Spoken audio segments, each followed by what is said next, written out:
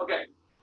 So the Common Sense Economics Homework tab, this is under assignments again. If you blow that up, you've got each of the modules, and there's a 10-question, what I'm calling a homework. Oh, I'm not even on the right screen. I'm working with my computer, sorry. Wrong computer. Let me click this one.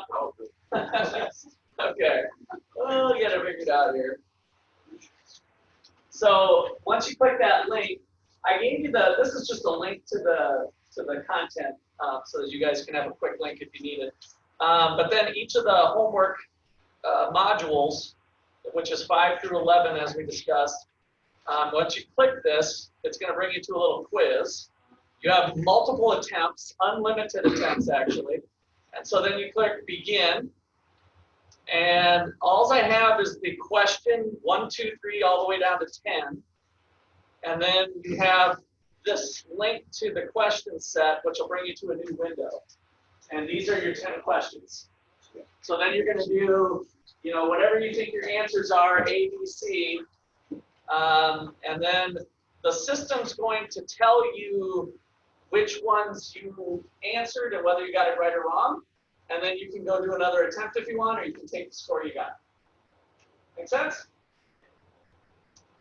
All right, so that's the plan for working through those. Those are all due Sunday night, so I wouldn't wait till Sunday. You might want to stagger yourself a little bit, but they are due officially. I put on there Sunday night at midnight. Okay, any questions? So that's our modification for module 7 for the class, which is then mods 5 through. That's a little confusing. Multiple mods going on, so it'd probably be more confusing if I put sub mod, something like that. All right, so let's continue on with our journey here. We left off talking about subsidies, and let's see.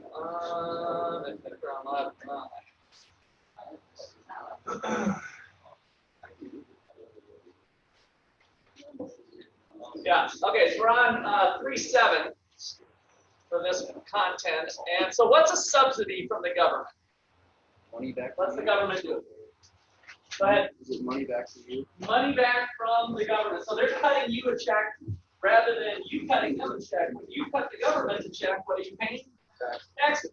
Right? So sometimes if we want to get kind of geeked out in economics class, we call it a negative tax. Right? So a tax means you're paying money. A negative tax means you're getting money. So it's the opposite of a tax. So your tax return's like a subsidy?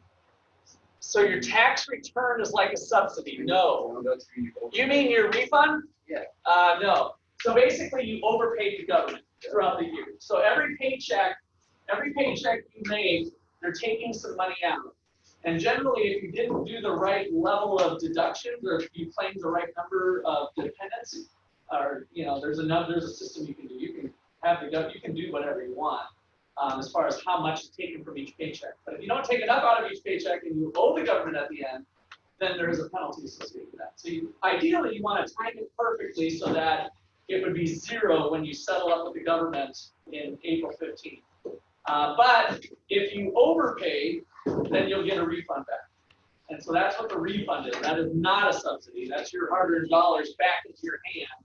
You kind of gave the government a loan, essentially, of your money if you ended up getting a refund back. Now, I say that, but that's not always true. If you're in a low-income category, you might have earned income child tax credit. So there might be some other tax benefits. That truly is a subsidy. When you have kids and you fall into a low enough income, then the government will give you some money, which will show up on that refund check. That is a subsidy. So it can be a mix of both. Okay, good. Any other questions? Well, we're kind of talking about corporate welfare here. So we think of welfare, we're like helping, a family that's struggling or whatever, and food stamps and that sort of thing. But there's also these corporate subsidies can be thought of as corporate welfare as kind of the slang that might be used if you don't really think that the government should be giving money out to other folks. So But there might be good reasons too. So that's kind of an open question. In some cases, maybe the government should be subsidizing a school perhaps because education is a good thing, but maybe not. Maybe there's competition that would be happening in private schools if the government wasn't subsidizing KU, for instance, and K-State. And so we don't get any of that money in Ottawa. We do get money indirectly through you guys who are getting some sort of grants, federal Pell Grant or subsidized loans or whatever. That allows you to pay the Ottawa tuition. So kind of indirectly through the money you're getting, Ottawa still benefits from those programs. All right, so let's check out this video here. You can call it, this one I think focuses on farmers. So you can put farming subsidy if you want. And here we go. Politicians shovel huge amounts of your tax money to farmers, saying they have to feed us and clothe us, to make sure America has a reliable supply of food. But is that really true? Would consumers have to go without some goods if they were not subsidized? Here's the president giving away another $83 billion of your tax dollars to farmers, applauded by Congress. And where do these farmers live? Well, hundreds of them live right here in New York City. Right in this neighborhood are plenty of people, well-to-do people, collecting farm subsidies. Mike Sonnenfeld is down the block in this building, along with Steven Spielberg and Steve Martin. You get common subsidies, right? Majority not. I have no idea. How can you not know? Because I bought a piece of property, and got traded for a piece of property, and I'm not sure exactly why I get it. Most of the money goes to real farmers, big agribusiness actually. But what politicians talk about, family farmers. Fighting for family farmers, helping the individual family, the family farm, and we lose that nursery of America's moral character. Some subsidies do go to family farms, like this one run by Fred and Larry Starr. You guys have an actual family farm. Does that entitle them to the $3.5 million of your money that they received over 7 years? You guys are welfare quake. Upwards of family farm. Change it to King. Yeah. Change is bad California. Always fun, Bob. Fred and Larry grow mostly cotton here in their 12,000-acre spread in California. It's hard to think of them as needy with all this land, but costs have increased faster than pricing. Subsidies, they say, are just a small part of their income, but they and their 100 employees depend on them. Without subsidies, they say, they can't make a profit. Most businesses that can't make a profit go out of business. Woolworth closed, so did TWA, so did 20,000 restaurants every year. It's that freedom to fail that's helped make America as prosperous as she is, because it frees people to do more productive things. But not on subsidized farms. When Fred and Larry can't make a profit, you give them a handout. I don't look at it as a handout whatsoever. I absolutely refuse to accept that. I look at it. I look at it as a way to maintain a viable agriculture in this country. That's the myth. Subsidies don't maintain viable agriculture. Lettuce isn't subsidized. In fact, most crops are not. Not peas or potatoes or tomatoes, not plums, peaches, broccoli, green beans. There's no shortage of any of these. Yet Fred and Larry say farming can't survive without subsidies. You don't want to let agriculture fall on its ear. I don't think agriculture would fall on its ear. You would fall. No, I disagree with you. Peach farmers and plum farmers, they don't get this welfare. They make money. Why do you need it? If I can't grow my 6,000 acres of cotton because the subsidies are gone, where am I going to go with that acreage? Do I just idle it? I don't know. Where do I go if our ratings go down? That's why. You're just saying shut down the farms? Shut down some of the farms if we're getting millions down. Well, we disagree with you 110%. We are right and you are wrong. Subsidies are like a heroin fix. They feel good, but they lead to more subsidies. The first subsidy makes cotton more expensive. That causes a problem for manufacturers, so we give them another subsidy. That subsidy hurts poor farmers worldwide, so we send them more money in foreign aid. But that's not enough for our cotton farmers, we give them another subsidy for water they use, and another subsidy to advertise their cotton overseas. Well, don't you say millions in handouts without which American cotton, which Americans value, would disappear. It would go to China, would go to India, would go to Pakistan. Good. Let's get cheap cotton from those places and stop throwing millions of dollars at you. Okay, so is that what you want? Yes, if you can't make a profit, then you don't deserve to keep doing what you're doing. Well, I totally disagree with you, John, and the legislature with us at this point, so we're winning and you're losing. All right, get your comments down there.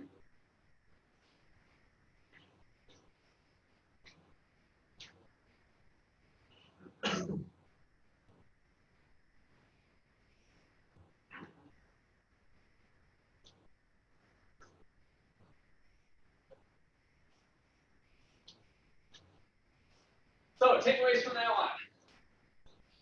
Seems like the only argument the farmer had was, I disagree with you. I disagree with you. I like money. I like free money a lot, right? He didn't seem to come up with anything else, right? And can you blame him? I mean, is it his job to step away from the millions of dollars? Or is it the process, the government's job to say, maybe we shouldn't be doing this? I think that people should be playing within the rules of the game. Is he breaking any laws? No, right? It's the process that I think is at issue. Now the other guy. Other thoughts? Yeah. The guy, I don't know where, New York, is that where he was? Yeah. The guy that was picking the cotton subsidy. Right. Is he technically on the outside of the law? The way he described it, no, he's not on the outside of the law. He was probably the owner of a land. He did some sort of land exchange, I'm guessing, and that land was cotton land. And so whoever owns the land is entitled to the subsidies. So he probably has, you can do, how many, have we got any farmers in here? Okay, no farmers, really? Okay, so when you own land, you can have custom farming done where farmers, you basically pay the farmer to come in and do the land for you, right? So this guy could own cotton, he lives in Manhattan, did it on some sort of land trade, and then he just pays a guy to farm it, and then that guy does his job, and then that he's entitled to the cotton subsidy. Yeah, he probably know what crop would be. Yeah, these guys don't. The same thing happens with there's conservation reserve programs for setting aside farm ground for wildlife habitats and stuff. That's another type of subsidy. So people can just, whoever owns the land, if they're not farming it, is entitled to that type of subsidy. So that type of thing goes, and it's usually, and the way agriculture has gone, when you look at the fraction of family farms, they're almost non-existent. So it is mostly this idea of fairly well-off people enjoying it. I put African cotton in a different class. I have some data that we look at that shows how distorted that is in terms of the millions that we give our cotton farmers and then their income versus the income in Africa. Africa and other places would have a comparative advantage in cotton production just because of the nature of their soil. Right, if you go down to Georgia, they don't have the rich soil of Iowa or whatever. It's not black dirt, it's mostly dirt, right? It's almost sand type thing. And so there's other places around the world that would be much better at producing cotton. And so the point is, if we weren't subsidizing our cotton makers, then that would be more activity that could flow to the poorest of the poor in some of the places around the world. So that was kind of the point they were making there, that can be distorting. So I like how forceful Stossel was there in bringing it up. At the same time, I thought we got the right response from the guy who owned it. He's like, oh, I think you're wrong. I like money. Fix the system, I think, is what it's really crying out. And you heard the politician after politician, both sides of the fence, protect the family farms. We got to. The politicians so much play on our emotions of food, right? We need food, shelter, clothing, like this is a basic necessity. And it's like, oh, clothing, cotton, of course we need clothes. we better protect that industry and make sure we don't lose cotton making. That kind of misses the boat that we can get cotton from other places cheaper and still do it. And I find it's a pretty hard stretch to make that a national security argument. Do you think it's just that I felt from the 30s where it's like that's full of the majority of people or agriculture? Oh, for sure. Yeah. So it's This kind is of hard to peel away. Yeah, absolutely. So Andrew said, is this kind of a leftover thing, maybe from the 30s and old days? There's so much in government that's exactly that. It's like what we do this year is what we did last year, right? And so government is really slow to adapt new process, new techniques, new technology. Why? Why does government tend to be slow at that? At adapting to new technology and new forms, new ways of doing things. Why is government a little slow on that? What are they lacking? Give me a C. Competition! It's right back to competition again, right? Our secret sauce to kind of keeping things moving in a good way. When you don't have another company that's going to take away your business, you're a lot slower to adapt to changes. It was kind of funny. I'll tell you a little story. My fishing buddy is working for the county, Franklin County offices here in the doing in the property assessment area, and they're doing property tax stuff is coming up. So he told me yesterday I stuffed for my whole shift. I was stuffing envelopes, like folding, stuffing envelopes, like all day. That's what I was doing. I was like, still stuffing envelopes? Isn't there a machine that could do that? And it just dawned on me, like it's just a classic example of what we did last year is what we do this year, and there's no incentive to buy a new machine, or maybe there's budget cuts too, right? Maybe there is some pressure that, oh, well, we got to spend money in other areas, and we don't want to spend money on the stuffing envelope area, so we're not going to buy you a $300 machine that would basically stuff the envelopes or whatever, or hire a service out. It's missing competition. It's missing that market discipline, those kind of checks and balances. All right, so the term economists used to describe activities of businesses and individuals in appealing for government subsidies and special favors is known as rent-seeking, lobbying, or cronyism. The term economists used to describe activities of businesses and individuals appealing to government for handouts. Cronyism, lobbying, this is kind of a tough one, actually. Those are all pretty good. Those are pretty good. Which one do you think it is here, A, B, or C? B, lobbying. So the term economists use, so that should give you a little hint. It's not B. B, by the way, that's what makes this, all three of those answers are kind of interrelated, but it's thought B would be the best answer.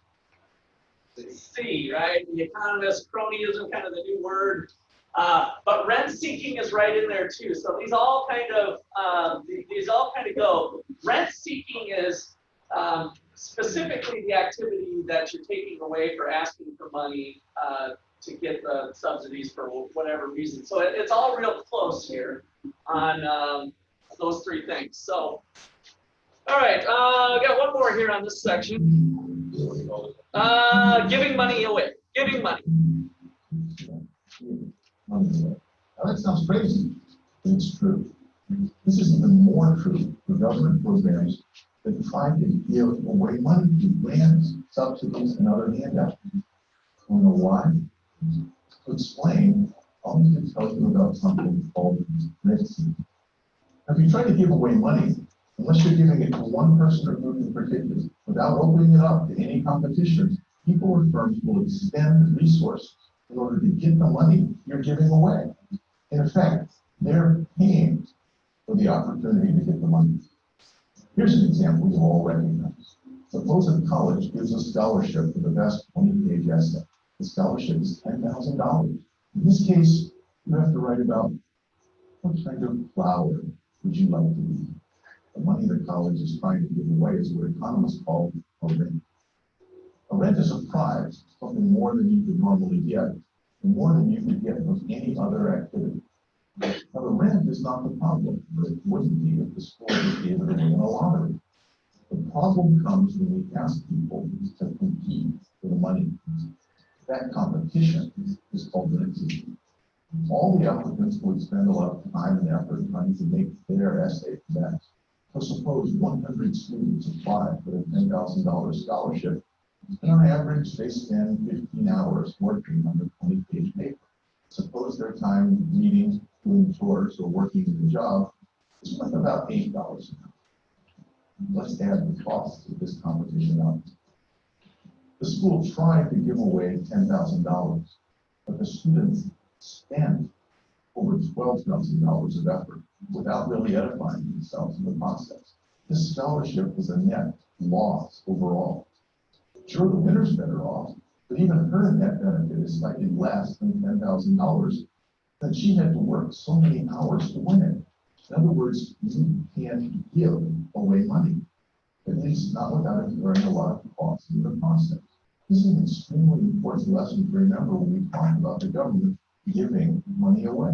When the government has money to give away, people or firms will spend time and resources competing for that rent through applications, proposals, lobbying, and other means. This rent seeking wastes resources, and it leads to contracts being awarded to the companies that are the best at lobbying for the rent, not the companies that are best at producing the service we want to contract for. Worse, much or even most of the money being given away is wasted, dissipated in the competition to win the rent in the first place. And yet, so much of our political discourse focuses on how much money should be given away, to whom, without acknowledging the problem of rent seeking. It's time for voters and politicians alike to learn that you can't just give money away. Keep learning liberty. Click on one of our other videos to watch more. I gotta admit, I have not seen that video. This is one of the best descriptions I've ever heard of this. This picture, I thought. What did this say over here? I know it's hard to see, but I was just curious. The best producers. So the best producers. So instead of, if you start to get into rent seeking, you can get good at taking them out to dinner, going to the golf course, kind of figuring out ways to make your company look good. Like on paper, maybe it's a real glossy portfolio and presentation for the congressperson to look through. And like, wow, these guys are really impressive. Wow, some movie star or somebody really smart, some economist has endorsed them. Somebody from Harvard here says that they do really good consulting work. Wow, see what I'm getting at? So you start spending a lot of money on the seeking of the rent to try to win that contract. And so who gets it? The ones who are really good lobbyists end up being the more successful ones that get the rent. Meanwhile, you've got multiple people. I thought that the beginning of it was pretty cool where we've got the student essay contest. Where's that little formula for the 10,000? We've got a bunch of people looking for the prize. Yeah, there it is. And so the rent, by definition, what a rent is a payment above opportunity cost. So the point is the person who earns the scholarship got a payment above what their alternatives would have been, right? So they got paid rent, is what economists say. They got a payment above their opportunity cost. So average college student, maybe they can go out and make $10 an hour or something. They spent the 15 hours. That's $150. Would most college students maybe be willing to write a paper for $20 an hour? How many of you have hired somebody to write? Don't answer that. I know they're out there. Like you can have your term papers written, right? So anyway, you could maybe you'd be willing to write a paper for $20 an hour. So either way you cut it, 150 to $300 is probably your opportunity cost, like what you gave up to participate in the contest. If you don't win the contest, you don't get it, right? And that was the aggregate amount of 100 students participating. We had 12,000 of resources that were expended for the contest, but only 10,000 of benefit that went out. So from society's standpoint, we had a lot of waste, right? That's one of the issues we got with this political process the way we've got. So questions on that? And then the same is true if, back to the other picture here with the producers, I don't have to put the picture up, there it is that we've got businesses that if they're not having the possibility of a government handout, if they don't have the possibility of government handout, what are they doing? What are those businesses doing if they don't have the possibility of a government handout? Yeah, exactly, Bryce. They're doing their job, right? They're doing the thing that they would be most successful at. They're spending resources and money, getting businesses, getting consumers to think that they're pretty good. They're just running their business, right? But if we have a big government handout available, all of a sudden it begins to be potentially lucrative for them to spend activities that aren't directly productive, but only on the chance of winning the government handout. And then that creates that waste. Make sense? All right, cool. Let's see, so that is that section. Any other last comments, questions there? Okay, so this next section, 3.8, we already did this video. So spending other people's money, it's on income transfers, on how we spend money. What was the, just to kind of recap though, spend your own money on yourself, spend your own money on somebody else, spend somebody else's money on yourself, and then spending other people's money on somebody else. Which one are we the most careful with? Our own money on ourselves, right? So that was the point, is that the further we drift away from it being our money, and that's exactly the government's position, is that we've got people making decisions on how to spend the money between politicians and bureaucrats, and they're spending it not even on themselves, hopefully, for the most part, but spending it on other people. So they don't really know exactly the impact that it's going to have on other people, and so that's our system within the government. One of the constraints that we have. And so the point with this, by the way, is not to say we have to get rid of all government spending where there's somebody else's money is being spent on somebody else. The point is not to eliminate that quadrant, but to be aware of it, to say, oh, maybe there are some opportunities where we can kind of change the way it's done to get incentives better along. There might be some things that we're just stuck with that being the reality, that we have to take tax dollars to spend on other people. That's going to be a function of it. But incrementally, are we able to make some different moves? Okay, we kind of saw this in a previous video too on poverty rates, so I thought that was a good one to throw up. So once the government got heavily involved, that picture was in this section too on income transfers. And then Sweden. Okay, so this one I thought is especially relevant.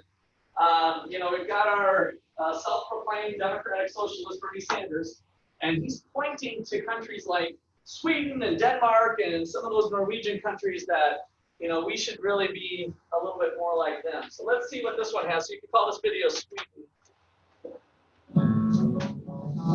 We have to take a little tour to Sweden here.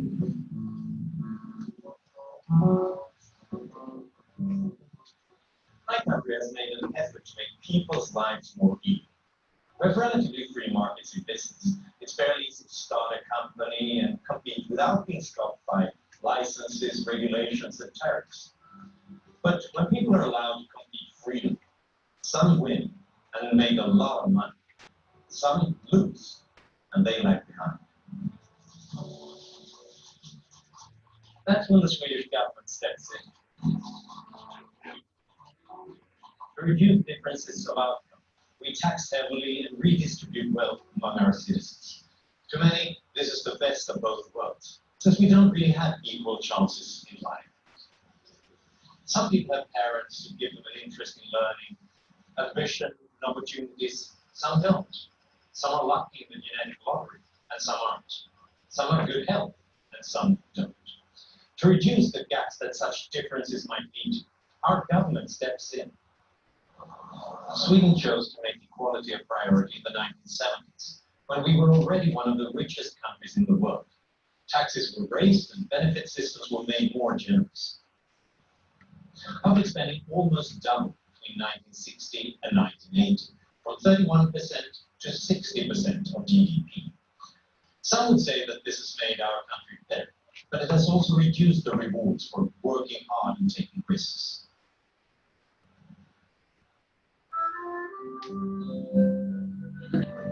This is a museum recreation of the original workshop of Lars Magnus Ericsson. He was a very important person in Swedish history, because more than 130 years ago, he produced cheap and reliable versions of the telephones that he had seen in the United States. And because of this, Stockholm became a global center for telecommunication in the late 19th century, and it laid the groundwork for one of Sweden's most successful companies, Ericsson. And today, it's still employs more than 80,000 people in 150 countries. This should make me proud as a Swede, but in fact, it makes me a bit worried, because almost all big Swedish businesses share Ericsson's heritage, and they probably all had boardrooms that looked a bit like this. The average big Swedish company is 94 years old. We have apparently not had the policies that encourage people to start the new businesses that might become tomorrow's Ericsson. Today, Swedish entrepreneurs are the oldest in the world. This is the other side of the coin. The young people and the immigrants who should be our future are not starting the new Ericssons. In fact, we have many examples of young Swedes and entrepreneurial immigrants who moved from Sweden to Britain or the United States because the rewards are much greater there, where taxes are lower.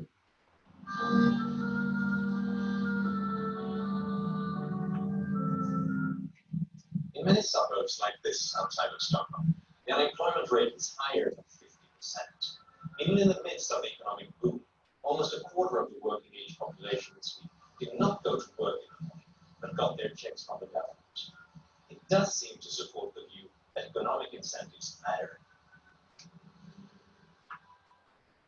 With a sickness benefit of up to 80% of your income, perhaps it wasn't surprising that Swedes were off sick more than any other people, even though we objectively were healthier than almost any other population.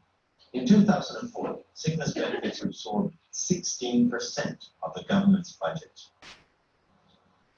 These statistics have improved since, but interestingly, only after a determined effort by the government to reduce the inequality of income by lowering taxes and making benefit systems less generous. So it seems that these changes increased incentives to work. Friedman emphasized something counterintuitive. There's a positive benefit to inequality of outcome for everybody. Some people become millionaires, and some become billionaires, but that is because they were the ones who made their customers happy. That's the economic system that has transformed our society in the past century and more. That's what gave the Henry Fords, the Thomas Alva Edisons, the incentives to produce the miracles that have benefited us all. They went in with their eyes open. They knew what they were doing. And win or lose, we, society, benefited from their willingness to take a chance. If we did not allow a Lars Magnus Ericsson, a Thomas Edison, or Bill Gates to become incredibly rich, we would be more equal. But Friedman would ask, would we be better off? If entrepreneurs did not think that a possible reward for all the sacrifices they make, all their hard work, all the risk they take, is a lot of wealth, then they might do something else instead. And in that case, we would not have the goods and the services and technologies that make our lives better. Okay, last things in there.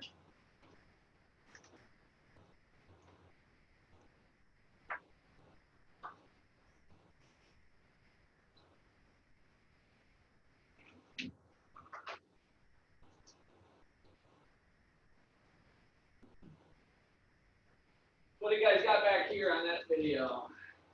What's your insight? That was the most interesting.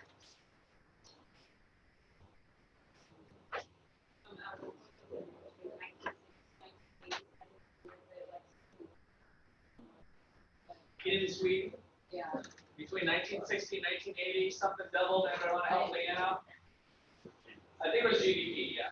Yeah, so income has doubled, so they were being very prosperous over the 100 years. So part of the story of Sweden is that they were really doing fantastic up until that 1970s. They started to make a switch to more equal outcomes in terms of doing more transfer payments, take from the rich, give to the poor, and create more equality and that came in the form of benefits, as you heard, up to 80% of sickness benefits. So other comments? Well, you said that the amount of public spending. So. Yeah, okay. 31% to 60%. That's what you're So the public spending too, yeah, and that was like this 1970s, so 60 to 80 would have been about right in terms of creating those programs and healthcare probably and all of that stuff. Okay, so my question they brought up here, the young Swede entrepreneurs in the, let's say, the 70s and 80s, what did they do? Went other places. So is that even more true now, today in 2020 versus 1980, that it's easier to move from one country to the next? Yeah, absolutely. So we have to be careful. A lot of times when people start thinking about transfer programs, they usually assume people are going to stay put. And like, we're going to be able to take the rich people's money and give it to the poor. But in today's global world, the rich people have the money to move. And they move to a little island in the Caribbean or something, or whatever. The Cayman Islands is one of those places. So they can move to lower taxed areas, and they can still come back and visit the States and whatever, right? I mean, in a global, air flights are cheap. Just even to get on the other side of the world in Africa, it's $2,000, right? I mean, you can go anywhere to India. I've seen flights as low as $900 for a direct flight to get to India. So that's going to only continue to get cheaper in this transportation and communication revolution. So we got to be really careful thinking that that's the way to go about it. And so what was Friedman's, the last thing I'd like to ask, see what you guys pulled out, though. He said, more equal, does that apply that you're better off? Friedman said, no, more equal doesn't mean that you're better off. Why? Why does more equal not necessarily mean you're better off? Because you have those people that are a lot wealthier than everybody else. They have the incentive to make products that better the rest of our lives. Yeah.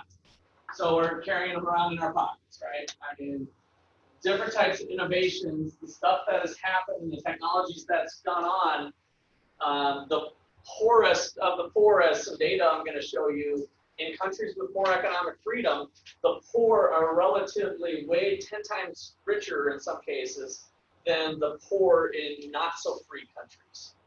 So it really does come to the benefit. Another example is like airbags. In 1983, the Porsche 911 super sweet sports car was the first car to have an airbag as a safety item. Guess who could buy the Porsche? Was it the poor people?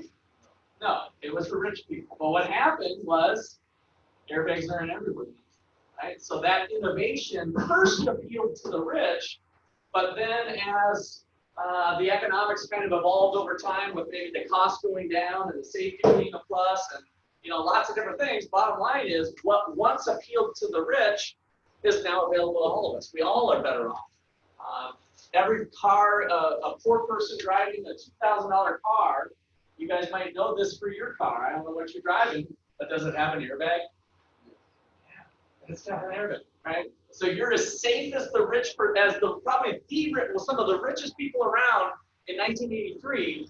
Our poor people are enjoying what only the rich could afford then, right? So we're these unequal outcomes that we will get from having more economic freedom, unequal in terms of income, still might lead to society being better off, is what Milton Friedman was trying to point out there, if we think about it a little bit differently. Okay, any last questions or comments there? All right. right. Let's go to the next one. Okay. So this is looking at the last section kind of introduces ideas of can there be some competition in government versus more central planning. So the idea of central planning in its kind of fullest form would be a very few people making the decisions for the whole country. So in Cuba, communist Cuba, Fidel Castro was the leader. He was kind of a revolutionary that the people embraced. And so most of the decisions are centrally planned with one person or a few people or however you want to look at it. So just that's the idea of central planning versus pushing decisions down to the individuals. And so let's jump into this one here. Go ahead and put central planning for this video title. Here's a thought experiment. Consider a skating rink. Imagine telling someone who'd never been to a skating rink, you're going to let people strap blades to their feet, and then let all of them, old people, young people, good skaters, bad skaters, speed around a rink. They'd say, oh, you can't do that. It would be a catastrophe. You need to plan this. You need to direct them. Be careful. I better do that. Slow down over there. Turn right. Turn left. Go backwards skating. Something's wrong. It's not working. More people would fall. You, speed up. You, slow down. Somebody pick that person up. Maybe I'm just not a very good president. I mean, skating director. What if we elect someone better, someone more qualified, knows more, like an Olympic gold medalist? What would Brian Borton do? You, don't hold hands. Increase your speed twice as fast as you're going. Even the Olympian with his vastly greater knowledge can't make the skating better by being boss. You're the slack right there. Please come to the outer edge along the rail. Nobody was listening to it. I know nobody was listening because they don't want to. I mean, they want to do their own thing. Yeah, I don't really have fun, but I'll see you around. I want to do that. So that's how you know it. It's not going to be fun. What's the point? Kids, don't go too fast. Much of life would be a drag if a leader directed everything. And in fact, most of our lives are self-directed. Economists call it spontaneous order. On the rink, skaters' self-interests coincide. They want to be free, but not cramped. We see spontaneous order in nature. Schools of fish moving together. At an ant colony, a flock of birds. The flock of starlings is self-organized. There's no leader. There's no communication. The Blue Angels can do pre-choreographed stuff, but they couldn't chase a plane with the precision that a flock of birds can do. Economist Russ Roberts points out that spontaneous order, not government, guides most of life. We just don't think about it. We don't notice that there are many, many things in our life that work beautifully and smoothly as if they were organized, but without an organizer. Government sets some rules, but the buying and selling, the designing and inventing, creating, building, dancing are done by people who every second make their own decision. Spontaneous order. A lot of aspects of our life are like that. We take it for granted. Just as we take a skating rink for granted. Some people would say the skating rink works because it's small. But when it's a big place like America, you need planning. The more complex the problem, the more planning you need. But it's not planning at the top. It's planning from the bottom up. That's how we got language. E che come trovo gli telespettatori buongiorno. It's varied and useful and beautiful.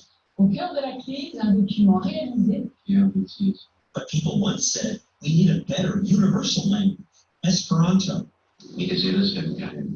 William Shatner then made this movie in Esperanto. But centrally planned language died as quickly as the movie. Communism lasted longer, but central planning doomed it because planners never could anticipate the myriad wants of different people. There were constant shortages. Soviets waited in line an average 2 hours every day. Sometimes there were riots. And yet, Okay, get your notes down there. I'm going to show you a quick other little video that's kind of fun.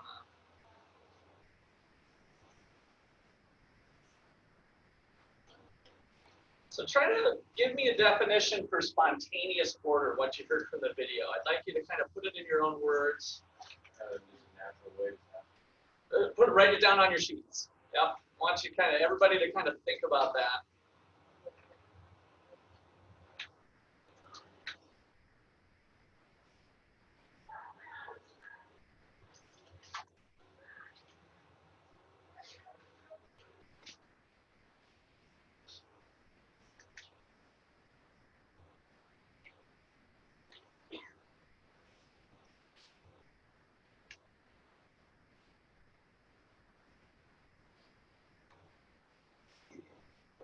don't know what it is.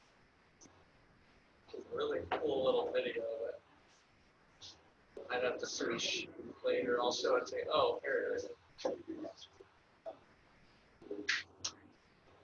Oh, look at that. All right, I'll come back to it.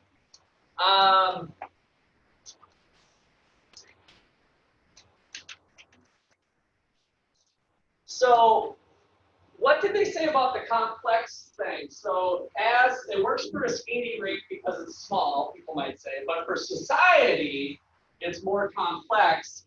And so they talked about we need more planning, but bottom up planning. What did that mean to you? Bottom up planning.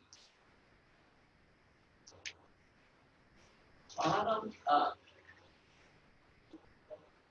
Okay, the people. Good. Good. So it's more of planning for competition, essentially, that we have good rules for people to do what their thing is. So we have good boundaries for individuals. That's the type of planning that we need, rather than the type that was in the video with the ice rink, that even with a professional ice skater, directing more didn't get us better results. So it's not that we need to move the direction of more telling people what to do, but having well-defined boundaries for people to do their own thing. Okay, now let's see. Let's do this one here. So this is New York.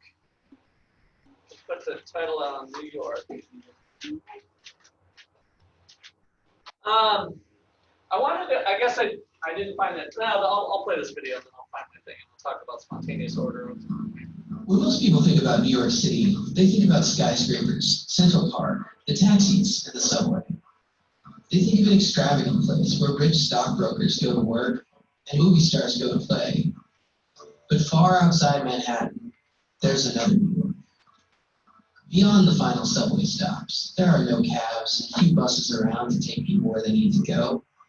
Out here in the outer boroughs, the hardworking men and women who populate mostly immigrant neighborhoods have been neglected by the city. And this is the story of a man with the vision to bring these people a better way to travel, and the courage to fight the powerful special interests who want to keep him out. My name is Hector Ricketts. I'm the owner and president of Community Transportation Systems, Inc., which is a passenger transportation service here in New York City. We transport most of our people who are going to work. They're going to seek a job. They're going to the hospital, or they're taking a child to daycare or the school. The number one reason why people ride commuter vans is because they're fast. MTA buses was not frequent on the road. There was one bus every 45 minutes or every hour. A city bus operator would sit at the bus stop at the beginning of the route and wait until his or her schedule time, while the 30 people standing up with a daylight to the freezing cold. We see passengers, we move. Less than 2 minutes, 3 minutes, 5 minutes, nobody in New York. We offer the option of door-to-door service. In 1978, Hector and his wife traveled to New York City from their home in Jamaica for vacation. When they saw the vast opportunities available in the United States, Hector got a student visa and moved his family to Queens. He never set out to own a commuter van service. While I was employed at the hospital as a director, I had purchased a van, and so every morning before work and in the evening after work, I would drive my van transporting passengers. When my hospital went into financial problems and decided to downsize, instead of beating the pavement, searching for jobs, or joining the unemployment line, I decided I will plunge full-time into the transportation business. Finding clients was not a problem. There were folks who wanted to use our service. The biggest part of our problem was the government standing in our way.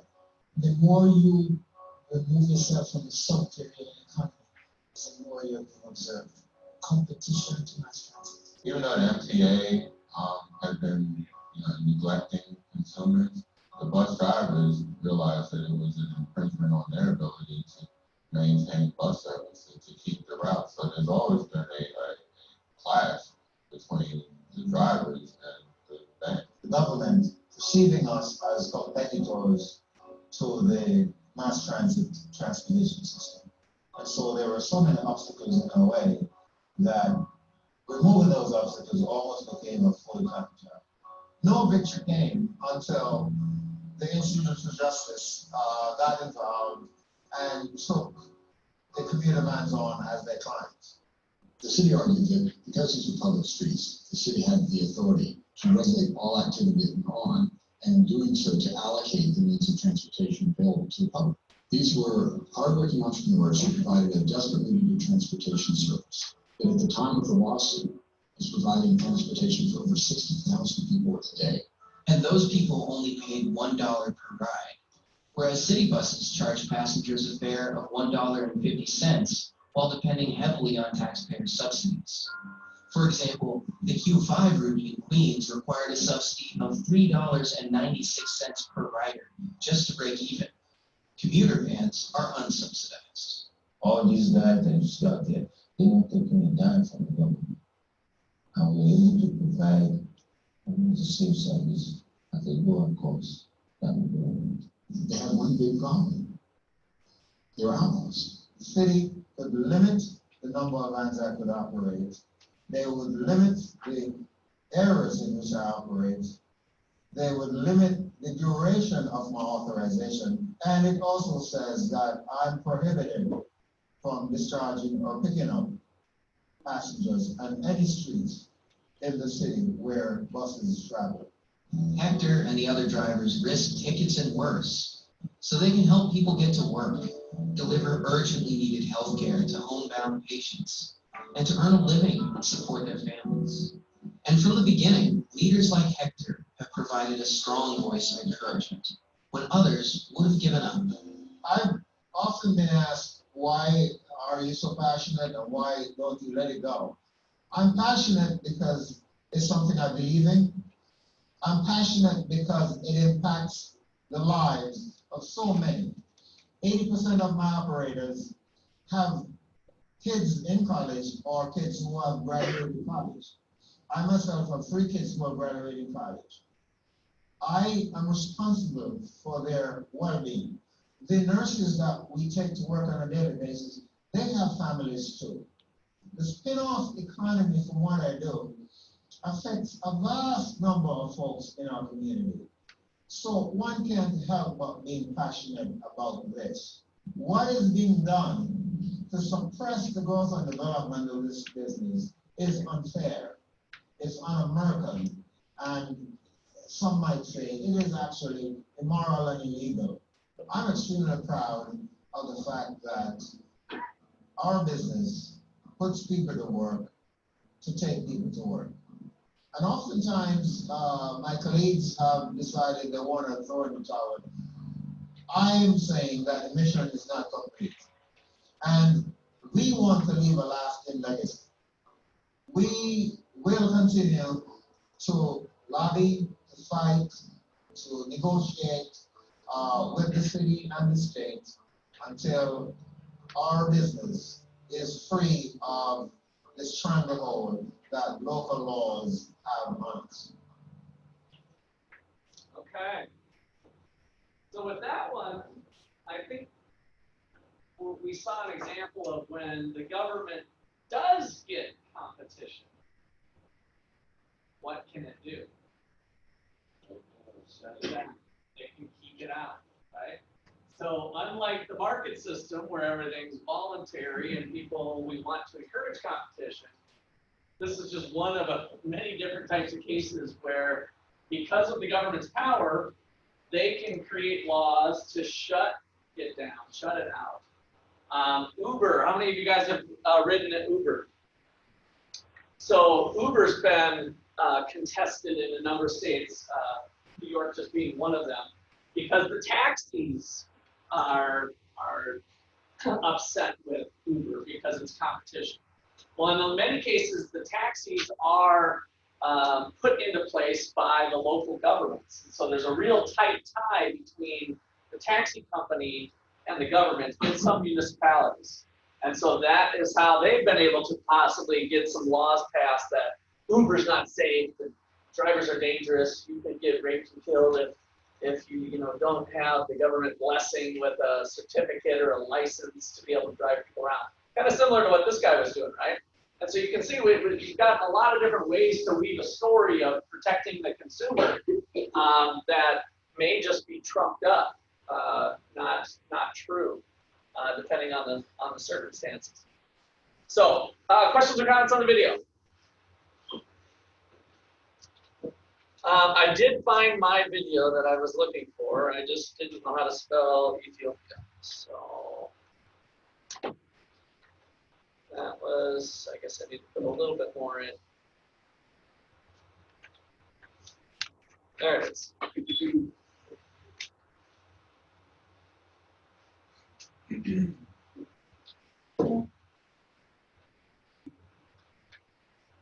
So, going to show you an intersection in Ethiopia where there's no stop signs, no traffic lights. And we tend to think that if we didn't have traffic lights and stop lights at a major intersection, we tend to have some problems, right? Some accidents. And I think I showed you guys the videos that I had of my time in India, so there's other places too, but this particular intersection is major. So watch this here. Speed this one up.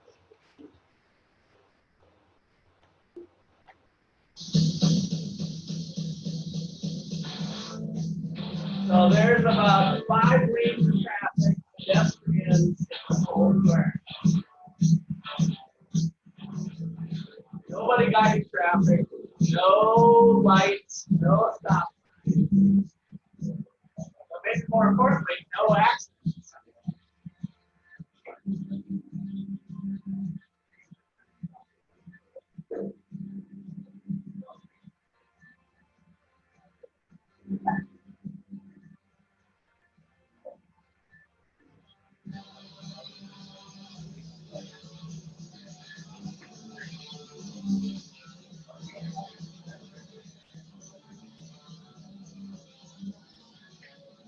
If we added stop lights and signals here, what would happen?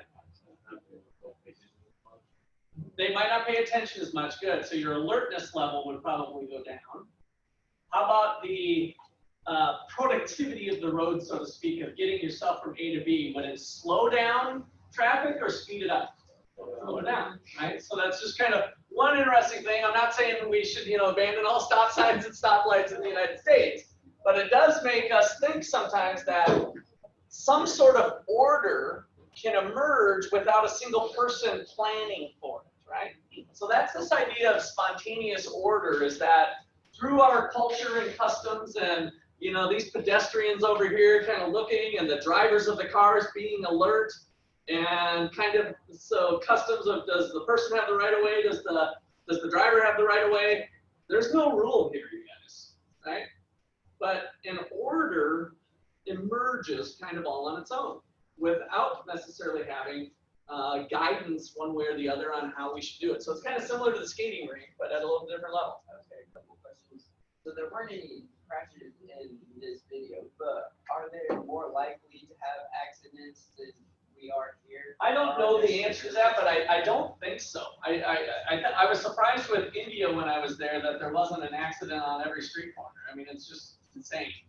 But I think there's a little bit of bumping and grinding. So part of the culture is that your car might get a little scuff or something here and there, right? So things are a little bit different, but we don't necessarily have to have these rules and public safety. It might be more important, like in India or probably here too, to get people from A to B in the fastest way possible might be a priority over having a safer, slower journey. Okay, and then say we did take something like, do something like this in America. Say there is a collision in a system like this. How would you find out like, how would that affect insurance? Yeah, it's in a lot of places it's more to each their own. They might have an insurance policy for their own that they carry, but it's you're kind of on your own, depending on the rule of law in whatever country, right? If you have your property rights and somebody didn't put on their blinker and they hit you in this intersection, if it was in the United States, you'd still have the right to sue them. Yeah, so you still have a property right. It's kind of similar to that other video we did with the farmer with the pollution coming down. As soon as we had the EPA that says you have the right to pollute now, that kind of took away the farmer's ability to protect this property, right? Because he was told how it was with that EPA video that we did.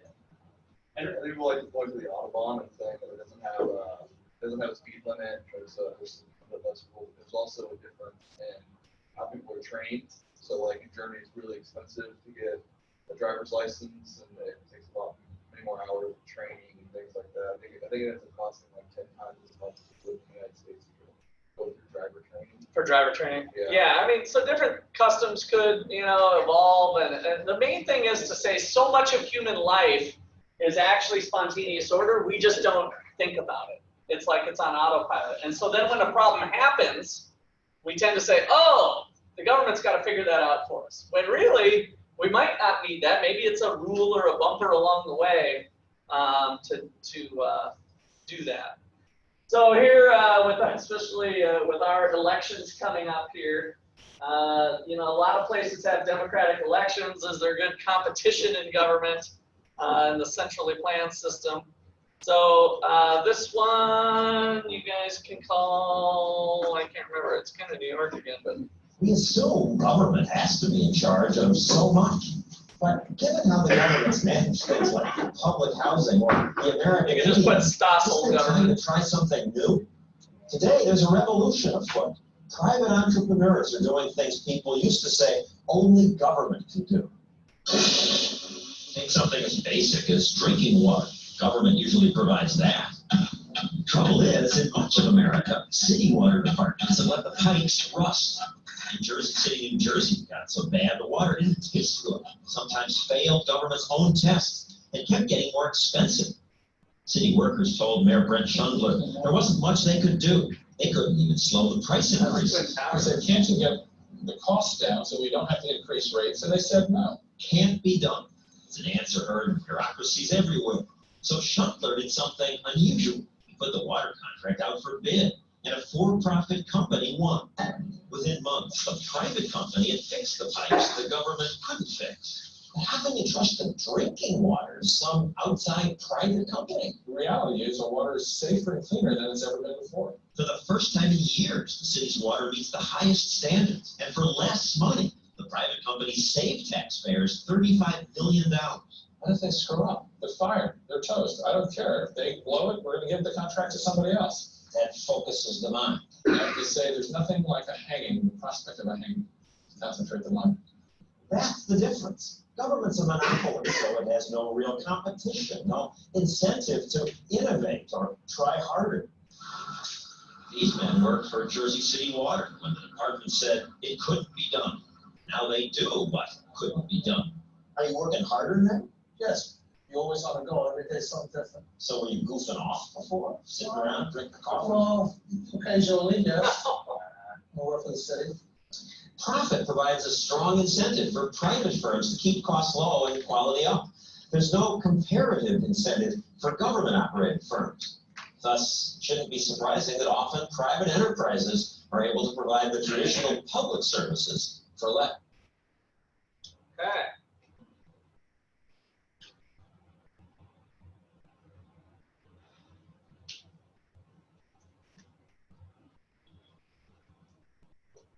Somebody give me a takeaway from that. Somebody I haven't heard from. Competition makes the outside companies do better. Okay, competition makes the outside companies do better work, and in this case, since the government didn't squash the competition, it also made the government work a little bit better, right? So once competition was embraced by our leaders, we can have competition within government too. That might be a decent solution, whereas again, our mindset might be, well, if the government runs it, it'll be fine. Maybe it isn't some sort of nice mix between. All right. Okay, independent state. Independent state action. And we're almost done with the videos, and we get to look at economic freedom. The United States of Lilliput has some work to do. The Lilliputians are debating over which part of their eggs to crack. The leading contending opinions claim that it is best to crack them from either the smaller or the larger eggs. Lilliput happens to be composed of 50 states, and they are nearly evenly divided in support of the two most popular methods of egg cracking. About 60% of the Lilliputians in 25 of the states support a bill called Plan A for cracking their eggs from the smaller end, while about 60% of the other 25 states of Lilliput support Plan B for cracking them from the larger end.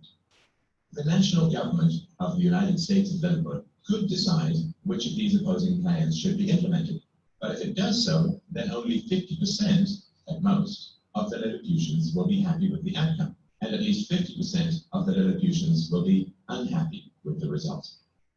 Fortunately, one enterprising state governor of Lilliput realizes and points out that they can make many more Lilliputians happy by allowing the individual states of Lilliput to decide what plan to follow. That way, the 60% of each state that supports Plan A can use that one, while the states where 60% of the Lilliputians support Plan B can use the plan they prefer. The Lilliputians soon realize that when the various states of Lilliput are allowed to decide what plan to follow, not only will more Lilliputians be under the plan they decide, but others who aren't so fortunate will be able to more easily move to other places that do use the plan they prefer. They've also discovered that when states are allowed to adopt their own plans, many more systems can be tried out than just Plan A and Plan B, allowing some Lilliputians to call on their states to adopt Plan C or even C. The Lilliputians are overjoyed at these revelations and are ready to celebrate when a wise mayor of a Lilliputian city points out that 90% of the Lilliputians in his city support Plan A, and that in other cities, 90% of the population support Plan B. When cities and counties of the United States of Lilliput are allowed to decide which plan to adopt, about 90% of the Lilliputians are able to live under the plan they desire. Once again, the Lilliputians are ready to celebrate in the streets at this great increase in the freedom of Lilliputians to live under the system they prefer. But is it the best these United States can do? Or can some innovative individuals, benefiting from a bit of common sense, point out that this pattern has one final step that can allow 100% of the people to live as they wish? What then was the most important decision the citizens of Lilliput were faced with? Which plan to implement, or what level of governance should be used to answer that question? And why hasn't this question been asked in our United States? Are we really going to let ourselves be outdone by Lilliputians? Lilliputian liberty.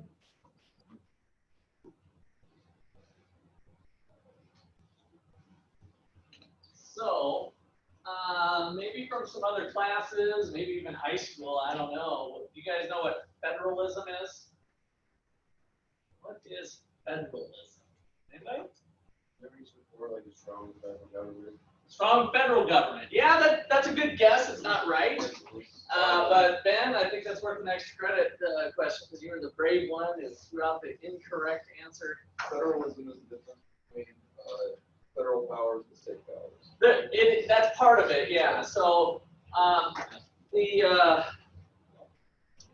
Ben taking care of it. So if we look at the different levels of government, like they showed in the Lilliput example here, so we got the federal government, we've got the state government. So go ahead and write this on your notes, by the way.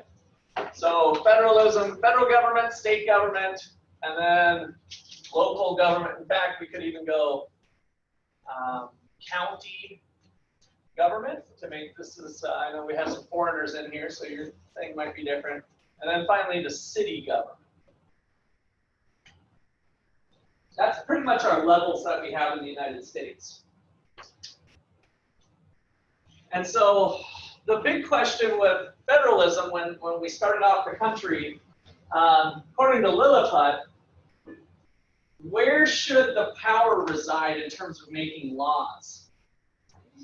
At the lowest level possible, right? So that's the idea of federalism, is that we keep the federal government very limited in terms of its scope and what it does. And then we push things down to the local level. And then this last little bit of this film was to say, we've got the individual government, right? The individual self-government, so to speak, was what the video was pointing at. That we kind of have these levels of relationships. We probably could have thrown the family in there like we did in the other ones too. So, what did the videos say that people will do? Why was this kind of a good way to organize society where more power was actually down here, where we usually think the other way around, right? It's like, oh, the most powerful people, Trump and the Federal Reserve and Congress, United States Congress, all of that at the federal level. But we actually flipped it around. And what did the video, what was the insight you got about why that would be kind of a good thing to do? People get the outcome they want. People get the outcome they want. How do they get it though? What's the key thing that they did? They can move. Yes. So economists call that voting with your feet. Voting with your feet. So people have, as long as we have freedom of people to move across boundaries, county to county, state to state, whatever, across the United States, then people vote with their feet. And so the power, the largest set of laws here, so the idea of federalism is to keep these laws very limited. And then here, we can keep adding, laws can be added. So this is the most powerful in a sense. Because if we have the city at a most powerful city, and you're like, oh, Ottawa is just awful with their laws, I'm going to go move to Pomona. I'm going to move to Wellsville. I'm going to move to a neighboring city where I like it better, right? So if we allow the most power to be drilled down to the lowest level, then it's easier for people to just relocate and vote to where there's a package of public goods that suits them the best. Okay, but with that, with more power in your city government, isn't it harder to keep corruption in check with the number of cities there are in the United States, though?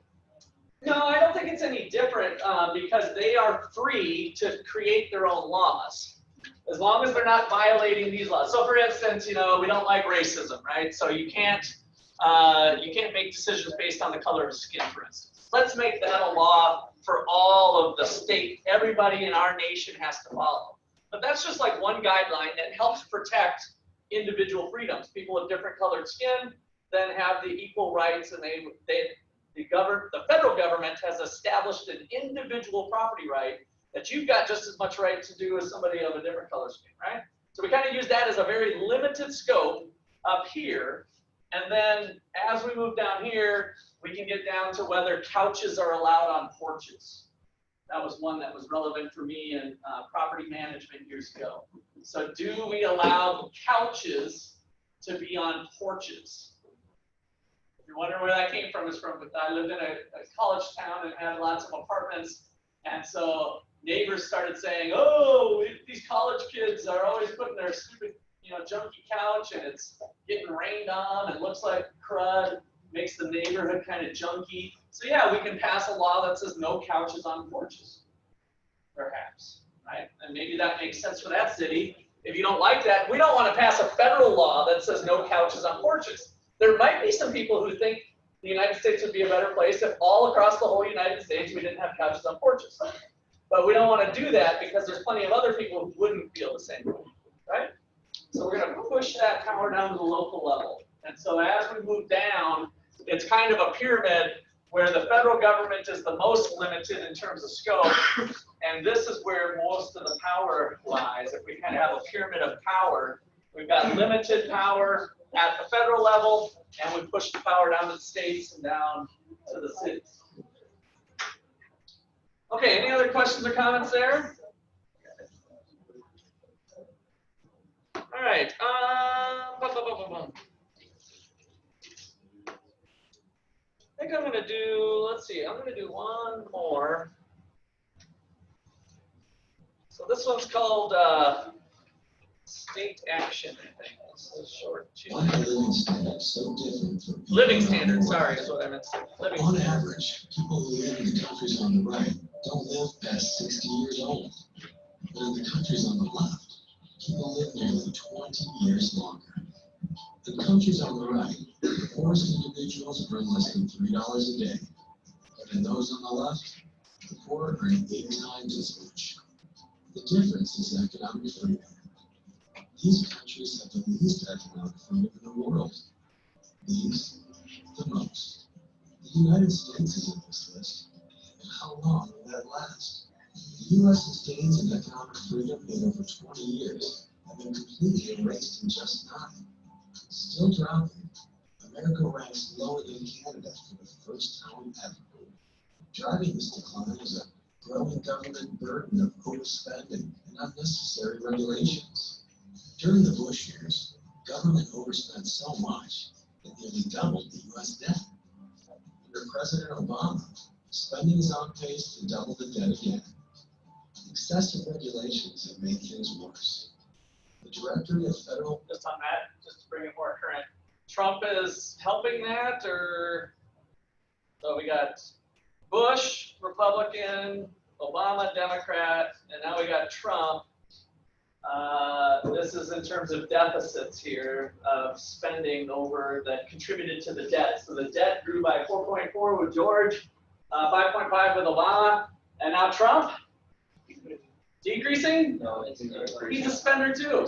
It goes across party lines. These issues that's why I wanted to highlight it. That this is not a political problem in terms of the spending that goes on. It's a problem with the process, the lobbying, all the stuff we've been talking about. That in general, we have a process problem because there's somebody spending other people's money on people they don't know intimately. It goes all over. It's just human nature that you're going to continue to spend. Excessive regulations have made things worse. The Directory of Federal Regulations has increased to more than 81,000 pages. If you read 100 pages a day, every day, it would take you over 2 years to read. Every year, regulatory compliance costs U.S. businesses $1.75 trillion. That would be enough to hire 43 million workers, a quarter of the U.S. workforce. And it equals 15% of the U.S. private sector economy. Add in the cost of government spending, plus the cost of tax compliance, and the burden consumes 2/3 of the private economy. If you include government debt and promises of future spending, total government commitments are over 10 times the size of the private economy today. This has consequences. As the growth of federal government spending is sped up, it's caused the growth of the private economy to slow down. As a result, the U.S. is going through the longest streak of high unemployment since the Great Depression. This is America today. To ensure a better America tomorrow, we have to stop our free fall in economic freedom. To learn how, sign up to receive our next video at Economic Freedom. Okay, get your comments there. You can just do economic freedom. Yeah. So, with Trump though now, he's still spending more than they had, like the national debt still increasing, but unemployment's at an all-time low. Right, yeah, good point. So, and I kind of mentioned this last time. What was the one thing, let's see if any of you guys ever listen to me. I think you do once in a while, but this might be a tougher one. What did I think was the most important contribution of the Trump administration to having some of what we're enjoying today in terms of unemployment? Nice, Bryce. Yeah, the regulations, right? So it was one of his policies that he ran on was that for every new regulation, 3 have to be eliminated. Now it's all And now it's 1 to 22. So once he got the ball rolling with regulations, it really snowballed. And I think the positive sentiments of that is part of why we're enjoying. It's probably the underappreciated thing I think that he brought to the table. But he's still spending the money, so the debt's still going up. Let's see, what am I trying to do here? Oh, that's fine. I was gonna plug this sucker. Get this thing ready. Okay, other comments from the video? All right.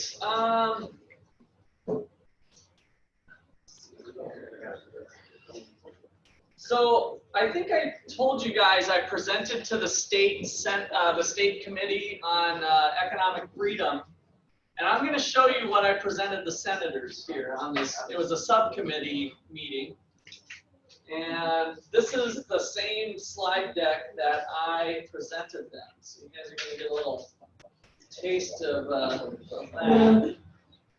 Maybe it works. Oh, there it goes. Okay. So I gave them the thing I've been showing you guys. This is what I showed the senators. So this is the thing I want you guys to have for the final down memorized. Individuals have economic freedom when property they acquire without the use of force, fraud, or theft is indeed protected, probably by the government through police and other things, right? Protected from physical invasions by others, as they are free to use, exchange, or give their property as long as their actions don't violate the identical rights of others. That's what's trying to be measured here with the Freedom Index around the world. And so the areas for the World Index that we've looked at fall into those 5 categories that we've spent a lot of time talking about. And then for the State Index, though, since we all live in the federal government in the United States, we all have the same money, so that one wouldn't apply, right? So the areas that vary for the states are government spending, taxation, and labor market freedom. So state laws between, we talked about minimum wage, can be higher in California than they are in some other place. So there are policies that vary from state to state. And so the 50 states now have the 10 variables in those 3 areas. They're going to get a simple 0 to 10 ranking as well, which is similar to the states of the world.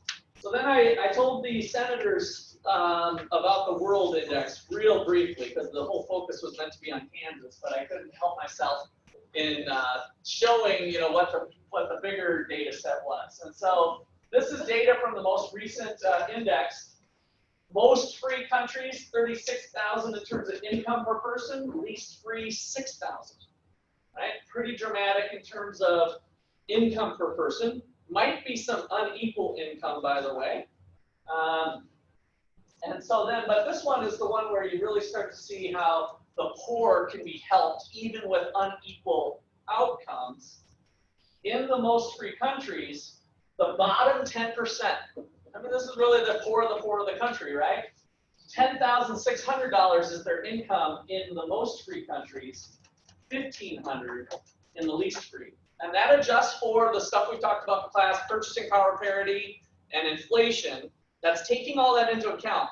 So if a hamburger is $1, in the least free countries, poor people can buy 10,600 hamburgers, is what that really means. And in the least free countries, the poor people can only buy 1,500 hamburgers, right? So it's really reflecting the quantities of stuff that can be purchased within each country. All right, so then across the states, we see some similar results. This included all of North America, but we have the most free states having higher incomes. And then I showed them this. So this was the recent state map, where, as we talked about earlier, Kansas is 10th. Our friends over in Missouri, our neighbors, are 16th, which puts them in the 2nd quartile. Iowa's 28th, and Tennessee is number 3, and then Kentucky is 43, or the least free side.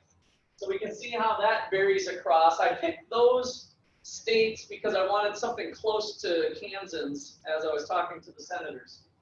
So I pulled up those states and looked at their income over time. So in 2000, what's kind of interesting about this picture is in 2005, notice how they're all really grouped together, right? Except for Kentucky. Kentucky's still down. But here, we have a similar outcome. We're all at about the same level of income, right?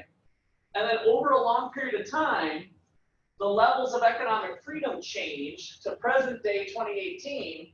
Kansas is at the top of the heap at 51,000. And we're one of the lower free states.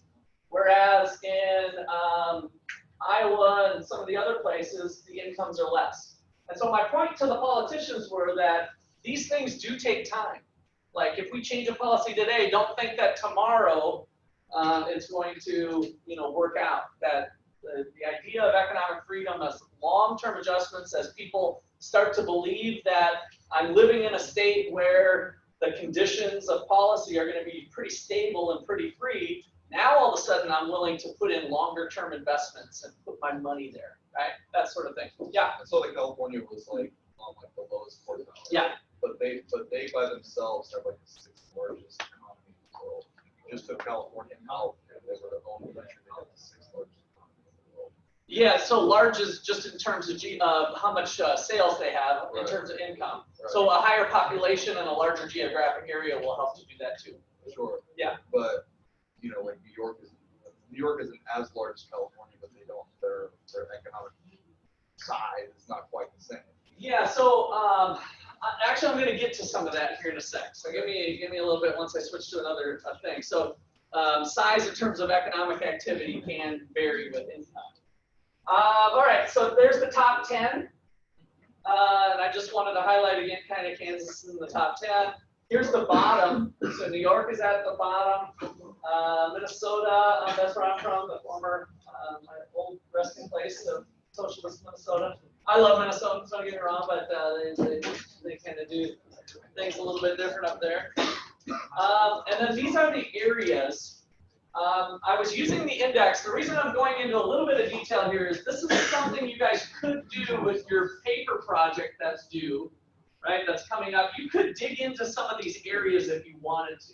I mean, you'll once we get into it, you can do different areas, but not necessarily to the level of detail that I presented here to the Kansas Senate here. But so Kansas ranked pretty low, 26th in that area. Transfers and subsidies. So when we talk about transfer payments, moving from one place, which can be includes transfers to businesses and persons, right? Welfare, but also ag assistance.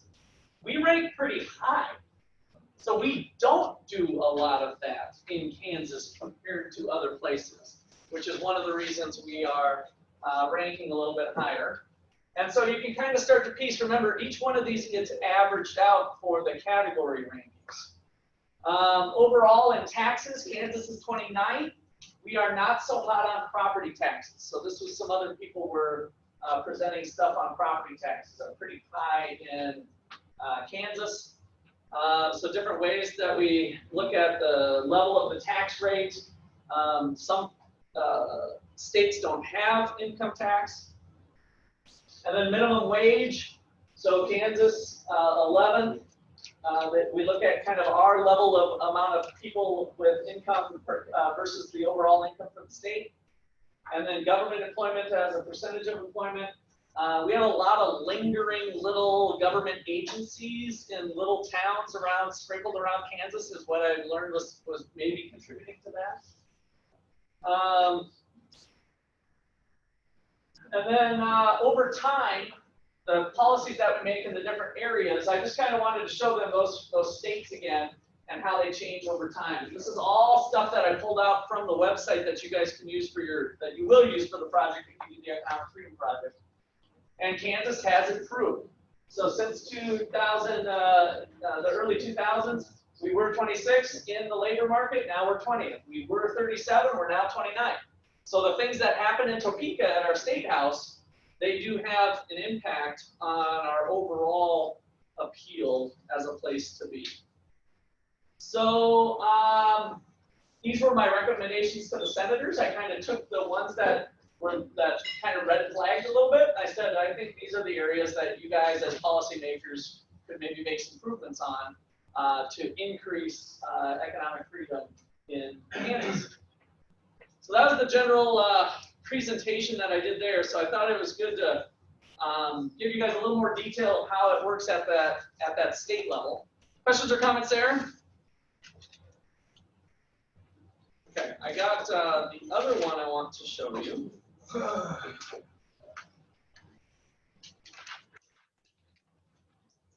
This is a presentation I gave in North Carolina this fall, so it's got a little bit of North Carolina specific stuff.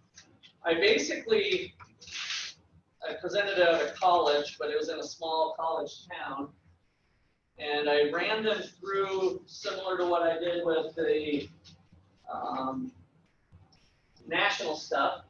So there's the top 10 with the countries. I think this was from the previous year. Different nations. So you guys have seen some of this with the bottom countries, the top countries in terms of economic freedom, Venezuela being 162nd.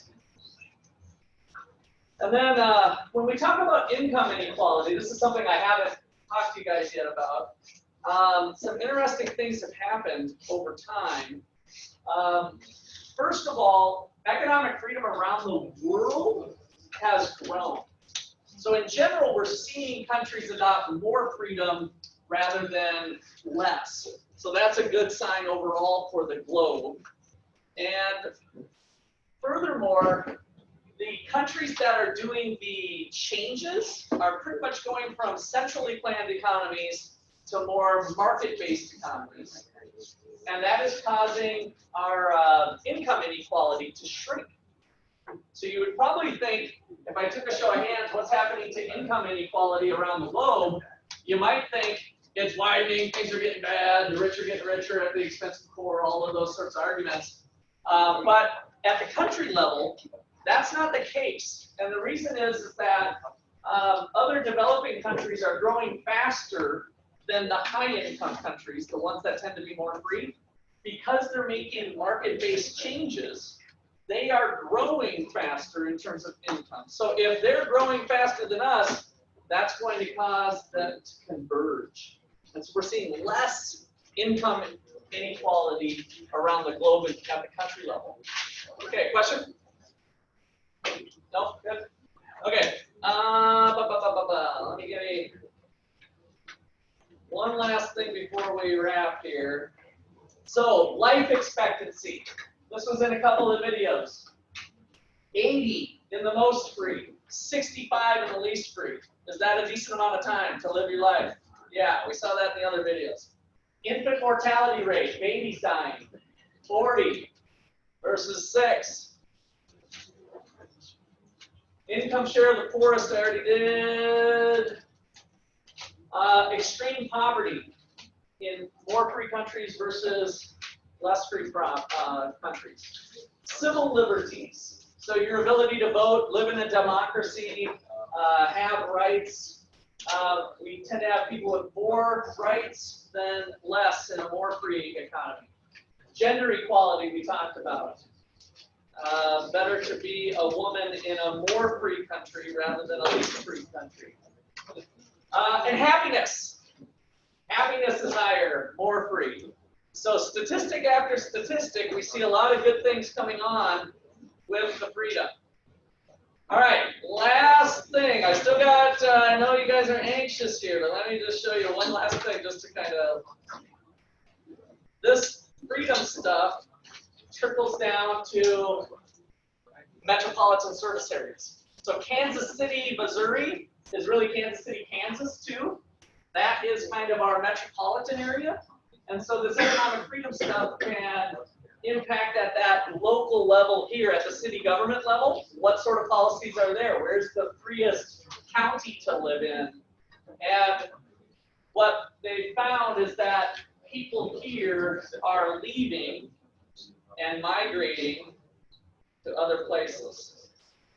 So we don't have people in Detroit and Cleveland and other places that aren't as free, and they're moving to places like Phoenix and San Antonio and Houston. So you see the vote with the feet thing that we're talking about? People are leaving less free areas, moving to more free areas. All right, that's a good place to call it out. See you Monday. Oh yeah, take your picture. make sure of your notes. Yeah, do it now, or before 3 is what I wanted you to do.